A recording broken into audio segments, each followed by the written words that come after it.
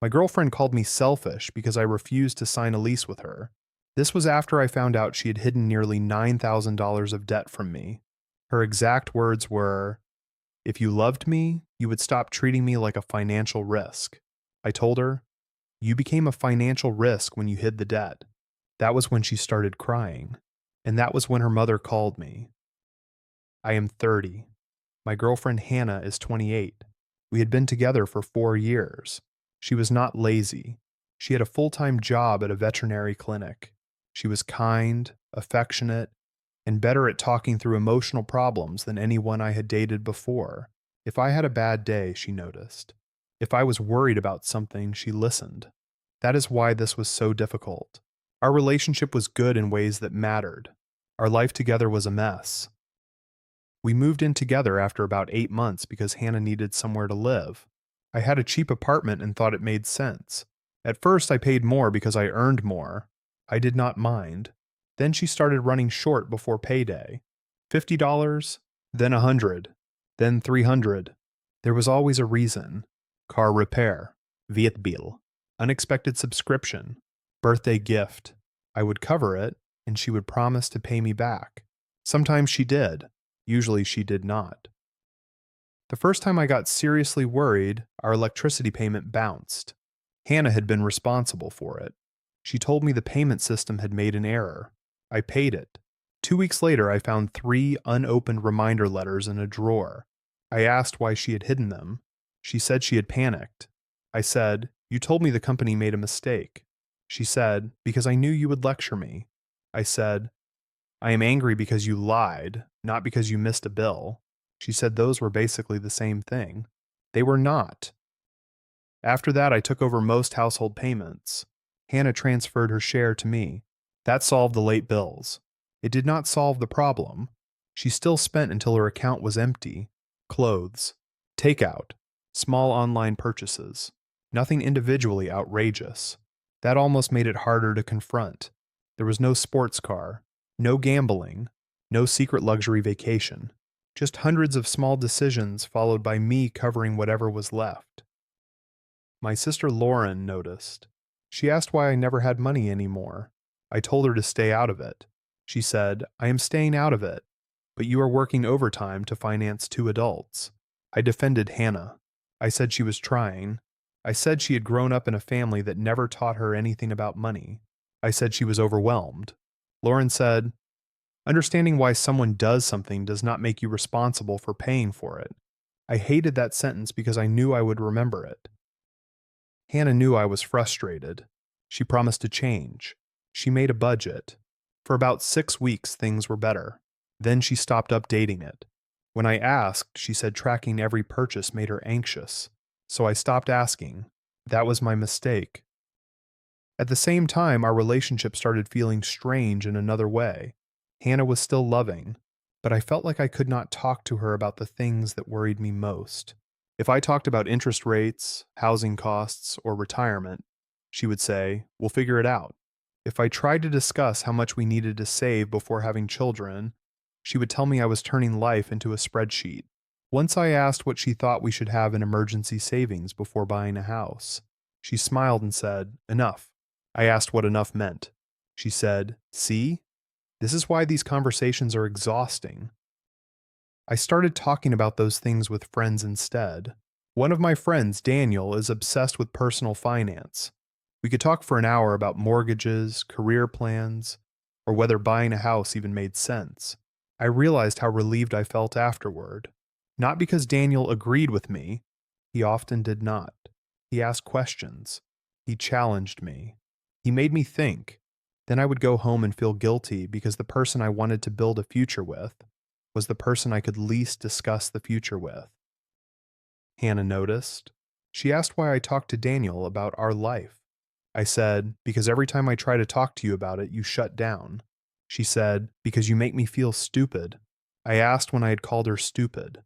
She said I did not have to say the word. She said the way I asked questions made her feel like she was taking a test. That stopped me, because I could see how I had done that. I had become impatient. I had started asking questions I already knew she could not answer. Sometimes I was trying to start a conversation. Sometimes, if I'm honest, I was trying to prove a point. I apologized. I told her I did not need her to know everything. I needed her to engage. She said she would try, and for a while she did. Then we started looking for a new apartment. Our current place had become too expensive. We found one we both loved. 2 bedrooms, small balcony, close to Hannah's work. The landlord wanted both of us on the lease. We filled out the application. That night, Hannah sat beside me on the couch and said there was something she needed to tell me. She had a credit card. I knew that. What I did not know was the balance, $8,700. I thought I had misunderstood. I asked how long she had owed that much. She said it had built up over 2 years. 2 years. During the same period, I had been covering groceries when she was short, paying unexpected bills, skipping trips because we could not afford them, working extra weekends. She had been making minimum payments and saying nothing. I asked what she had bought. She said she did not know. That answer made me angrier than any single purchase could have.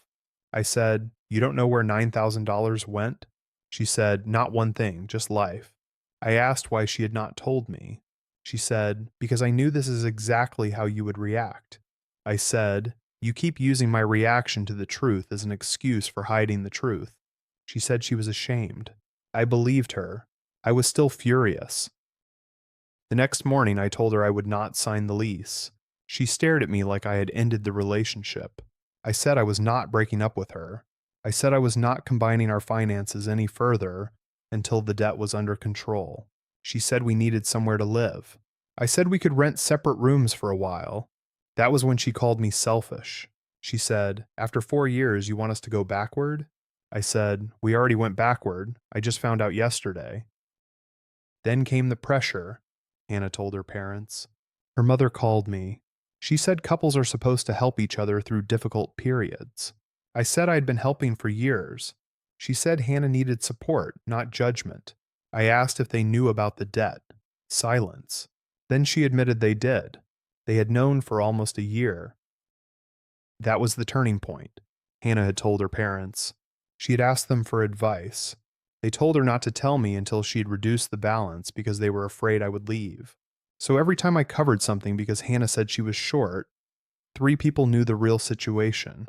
I was the only one who did not. When Hannah came home, I asked her directly, "Did your parents tell you to hide this from me?" She said, "They told me to fix it before I worried you." I said, "You let me plan a future using numbers you knew were false." She said, "I was trying to protect us." I said, "You were protecting yourself from a conversation." She did not answer. Then she said something that made the argument less simple. She told me she had spent years feeling like the stupid one in our relationship. I handled bills better. I planned better. I researched everything. If something broke, I read 10 articles before calling anyone. If we bought something expensive, I compared prices for days. Hannah said living with me sometimes made every mistake feel like evidence that she was incompetent. So when the debt got bad, she hid it because she wanted one chance to fix something without me taking over. She said, "I wanted to come to you with a solution instead of another failure." I understood that. I really did. But the solution never came. The debt grew, and I kept paying for the consequences without knowing what I was actually supporting. I told her, "I can work on how I talk to you. I cannot work around information you hide from me." She said she understood. Then she asked if that meant I would sign the lease. I said no. That started the fight again. Hannah said if we lived separately, everyone would assume we had broken up. I said I did not care what everyone assumed. She said it would humiliate her. I said, "I am not signing a legal agreement to protect you from embarrassment." She asked whether 4 years meant anything to me. I said, "It means I should have known about the debt." We moved into separate places 3 weeks later. I rented a room from a coworker. Hannah moved in with her cousin. We are still together. For now. But I stopped paying her bills. Completely. She made a debt repayment plan with a nonprofit counselor. She sold a lot of clothes and canceled several subscriptions. Her parents paid off one small card. I refused to contribute. Some people think that is cruel. Lauren thinks it is the first sensible thing I have done in years. Hannah and I see each other twice a week. Strangely, we argue less. She has become more independent. I have noticed how often I used to jump in and solve things before she even asked. I am trying to stop doing that. She is trying to tell me about problems before they become emergencies. Neither of us knows whether this is rebuilding the relationship or preparing us to leave it more peacefully. Last weekend, Hannah asked me a question. If I pay this off and never hide something like this again, will you trust me enough to live together? I told her I did not know. She said that scared her. I said it scared me too, because the debt can be paid. The harder question is whether I can build a family with someone after learning that when she is ashamed, her instinct is to hide the truth from me. And her harder question is whether she can build a family with someone who sometimes makes her feel like a problem that needs fixing. I still love her. That is not the confusing part. The confusing part is whether loving someone means helping them through their worst habits, or whether sometimes helping means refusing to keep absorbing the consequences.